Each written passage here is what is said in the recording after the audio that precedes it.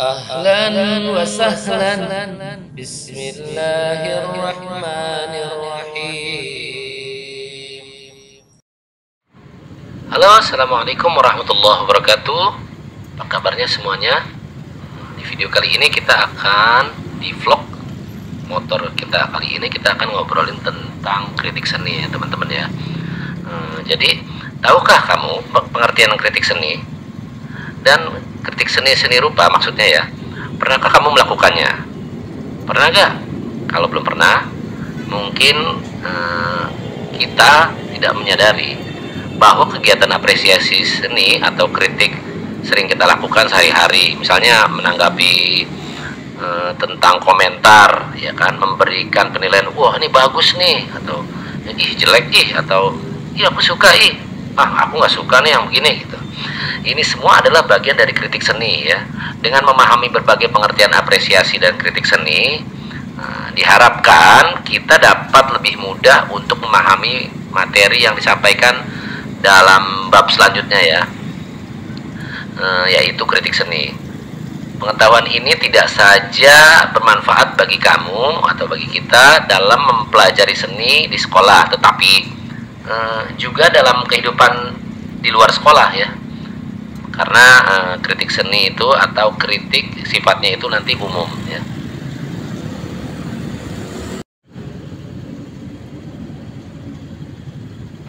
Uraian kamu tentang medium yang sudah kita pelajari, tentang medium, bahan, teknik, unsur rupa, dan objek dalam karya seni rupa, ini adalah modal awal untuk membuat kritik seni dalam sebuah karya ya. Karena nggak bisa mengkritik kalau dasar-dasar keilmuan seninya tidak paham. Oke.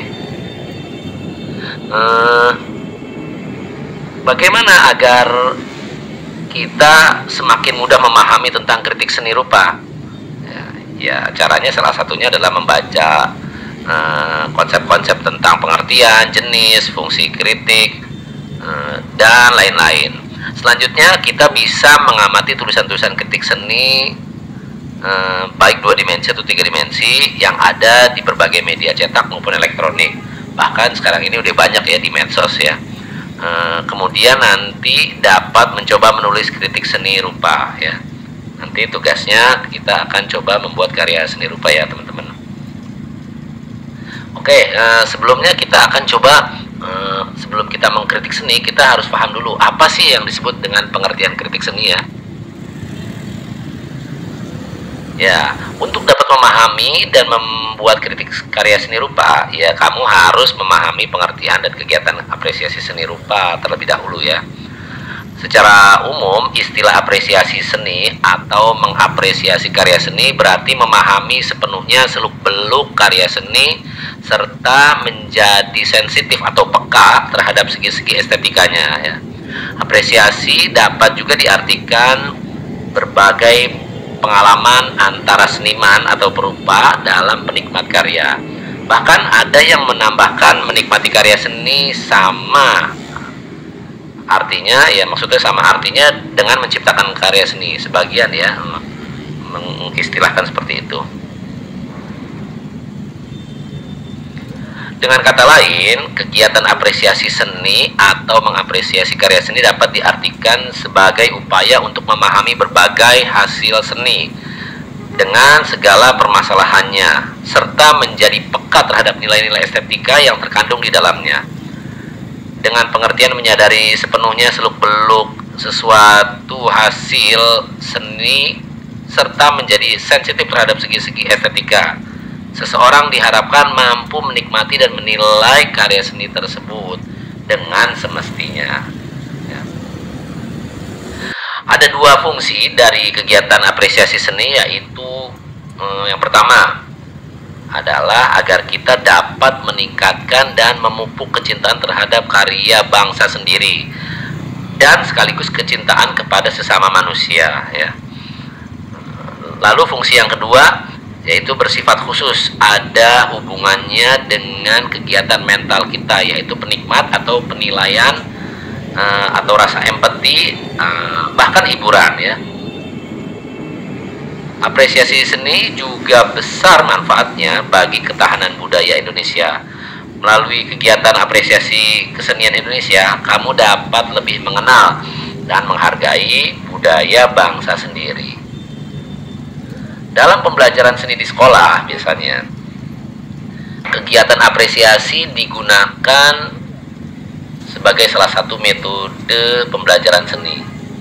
Melalui kegiatan apresiasi, kita dapat belajar tidak saja untuk memahami atau menghargai karya seni, tetapi dapat juga diimplementasikan untuk menghargai berbagai perbedaan yang dijumpai dalam kehidupan sehari-hari. Kepedulian kita terhadap karya seni dan warisan budaya bangsa lainnya dapat ditumbuhkan dengan pembelajaran apresiasi ini. Pengertian karya seni tidak diartikan sebagai kecaman yang menyudutkan karya atau penciptanya. Maksudnya hampir sama dengan apresiasi. Kritik seni pada dasarnya merupakan kegiatan menanggapi karya seni. Perbedaannya, kegiatan menanggapi karya seni atau perbedaannya hanya pada fokus pada kritik seni yang lebih bertujuan untuk menunjukkan kelebihan dan kekurangan suatu karya seni.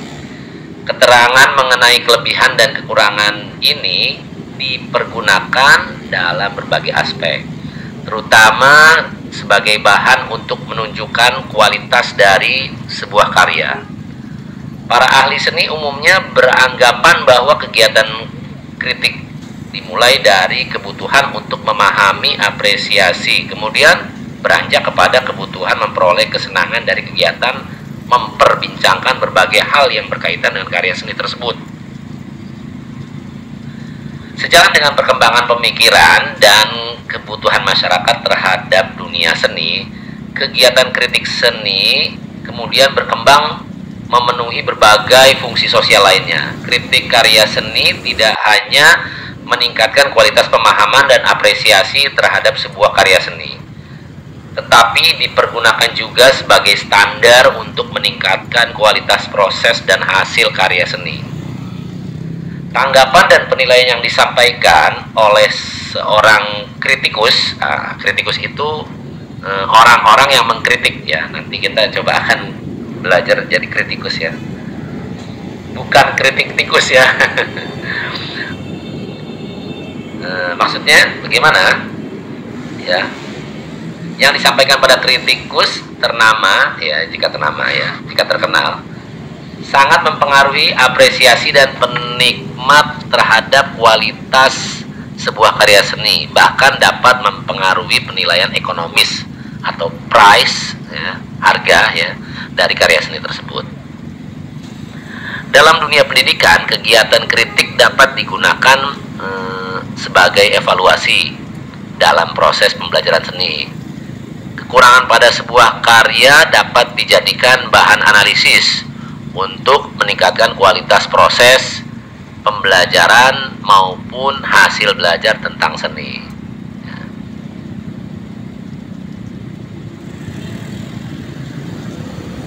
Ya, setelah penjelasan tadi ya yang sudah saya jelaskan, coba deh kalian ceritakan kegiatan apresiasi atau kritik yang pernah kalian lakukan dalam kehidupan sehari-hari. Jangan lupa ketik di kolom komentar di bawah ya teman-teman ya. Yang kedua, kita akan coba obrolin tentang, tadi udah pengertiannya, sekarang kita akan obrolin tentang jenis kritiknya ya. Kritik seni memiliki berbagai perbedaan tujuan dan kualitas ya. Karena perbedaan tersebut, maka dijumpai beberapa jenis kritik karya seni yang berdasarkan pendekatannya, seperti yang disampaikan oleh beberapa seniman terkenal ya, yaitu bisa seperti Velman di 1967, yaitu kritik populer pertama tuh ya. Pendekatannya bisa kritik populer, terus kritik jurnalistik, terus kritik ilmuwan, atau juga kritik pendidikan ya. Pemahaman terhadap keempat tipe kritik ini ya, yang tadi tuh tipe 4 kritik. Kritik apa aja? Kritik populer, kritik jurnalistik, kritik ilmuwan, dan kritik pendidikan ya. Dapat mengantarkan nalar kita untuk menentukan pola pikir dalam melakukan kritik seni.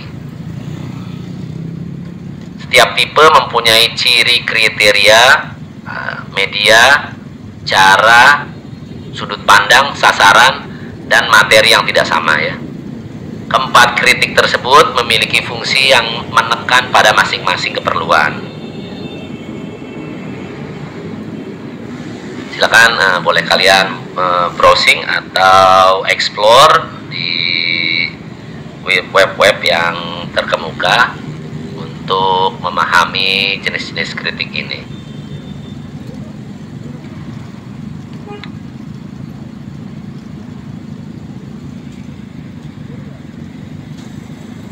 Selain jenis kritik yang disampaikan oleh Feldman ya, berdasarkan titik tolak atau landasan yang digunakan, dikenal pula beberapa bentuk kritik, yaitu kritik formalistik, kritik ekspresifik, ya, kritik ekspresifistik, ya, kritik ekspresifistik, susah nyebutnya ya namanya ya. Terus ada juga instrumentalistik. Kritik formalistik melihat kualitas karya berdasarkan konfigurasi unsur-unsur pembentuknya, prinsip penataannya, teknik bahan, dan medium yang digunakan dalam karya seni.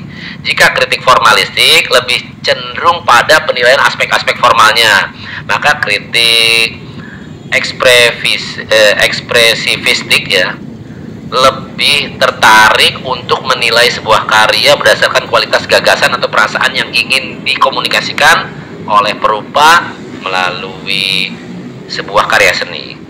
Kegiatan kritik ini umumnya menanggapi kesesuaian atau keterkaitan antara judul, tema, isi, dan visualisasi objek-objek yang ditampilkan dalam sebuah karya. Jenis kritik lainnya, yaitu kritik instrumentalistik, adalah jenis kritik seni yang cenderung menilai karya seni berdasarkan kemampuannya mencapai tujuan moral, religius, politik, atau psikologi. Dalam prakteknya, penggunaan jenis kritik seni ini disesuaikan dengan jenis atau tujuan pembuatan karya seni rupanya.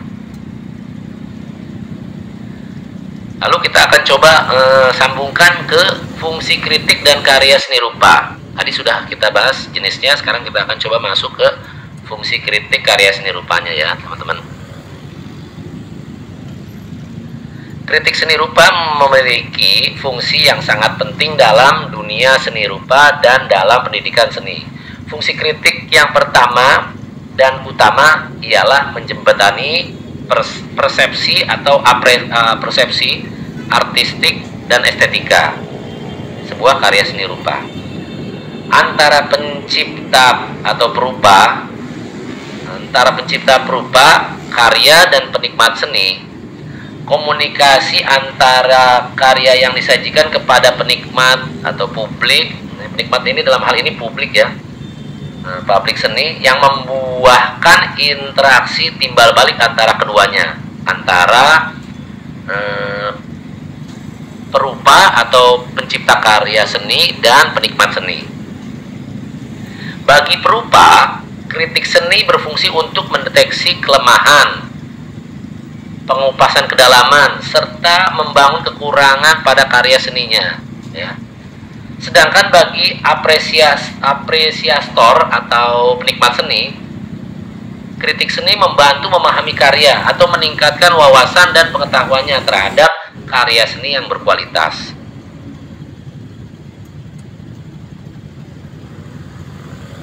Kritik seni rupa memiliki fungsi menjembatani persepsi dan apresiasi antara persepsi dan apresiasi artistik antara perupa dan penikmatnya ya.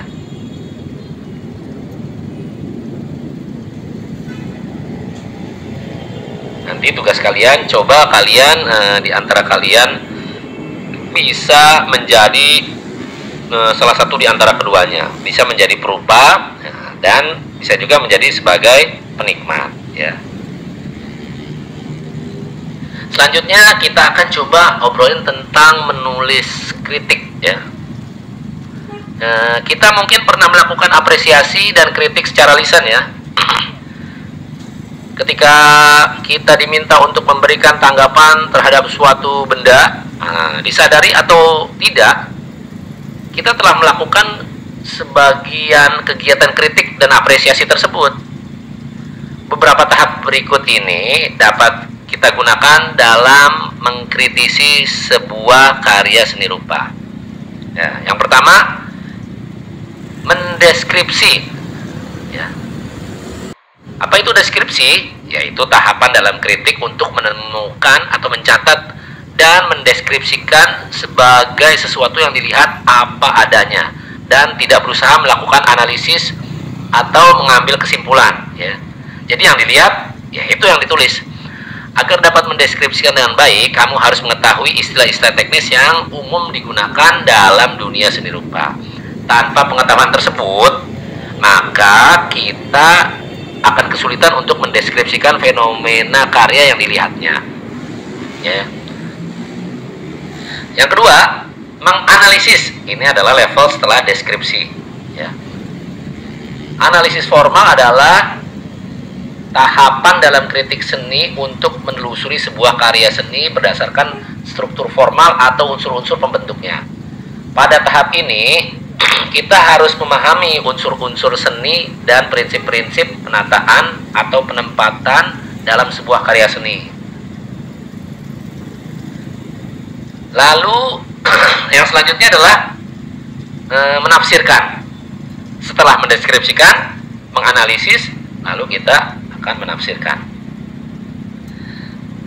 Menafsirkan atau dengan kata lain menginterpretasikan adalah tahapan penafsiran makna sebuah karya seni meliputi tema yang digarap, simbol yang dihadirkan, dan masalah-masalah yang dikedepankan.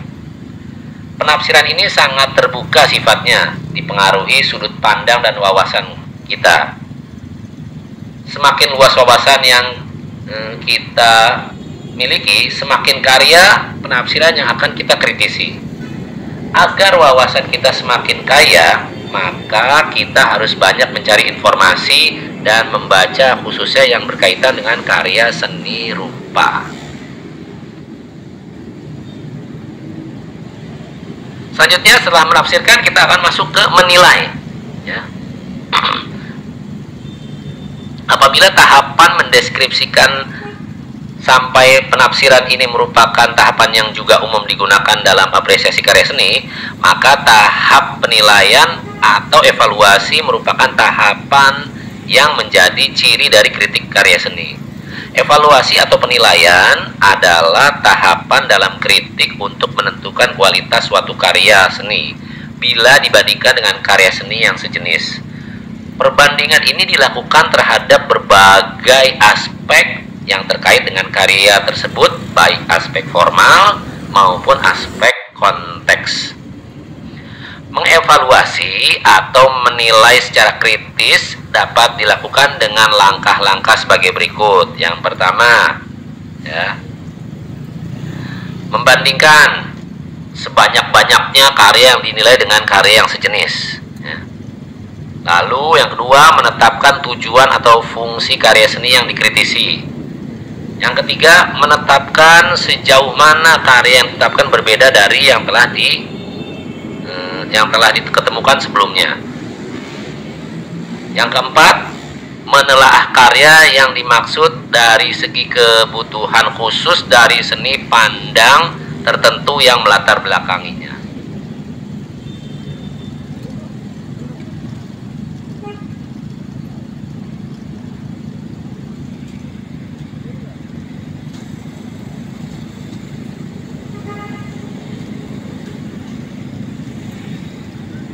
Oke, lalu kita akan coba di sekolah atau dimanapun kalian belajar, kita akan coba mempraktekkan materi kita kali ini, praktek seni. Praktek kritik karya seni ini coba kita akan lakukan ya di sekolah atau di dimanapun kita berada. Mobil khusus murid-murid saya di sekolah. Ya, karena pada akhir tahun ajaran atau akhir semester kita biasanya mengadakan pekan karya seni atau pameran seni ya. Dari pameran ini kita akan coba mengkritik karya-karya sesuai yang sudah kalian buat. Kalian bisa pilih karya-karya yang akan dipamerkan atau buat ulasan kritik untuk karya-karya seni yang akan dipamerkan tersebut. Jangan lupa sertai tulisan kalian dengan foto yang foto karya yang akan dikritisi. Jadi foto karya mana yang akan kalian kritisi sebelum mengkritik. Jadi objeknya harus ada ya. Oke, cukup sekian obrolan kita pada kesempatan kali ini. Semoga bermanfaat. Kita akhiri. Hadanallahu wa iyyakum ajmain. Wassalamualaikum warahmatullahi wabarakatuh.